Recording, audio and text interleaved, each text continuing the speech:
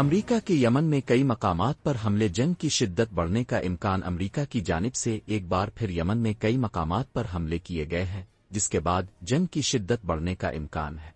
इसी मीडिया के मुताबिक सुना उल हदीदा समेत अमरीका में यमन के 10 मकामात पर हमले किए। शहर सादा में गवर्नर को निशाना बनाया गया। इसियों की अक्सरियती तंजीम अंसार अल्लाह के रहनुमा ने कहा है कि अमरीका के साथ हालत जंग में है, जंग की शिद्दत बढ़ने का इम्कान है। उन्होंने कहा कि यूएई और सऊदी अरब जंग में गैर जानिबदार हैं। गजा का मुहासरा खत्म हुए बगैर जंग खत्म नहीं होगी। यमनी हुसियों का कहना है कि गजा में जारेद खत्म नहीं हुई तो इसराइल पर हमलों में इजाफा करें।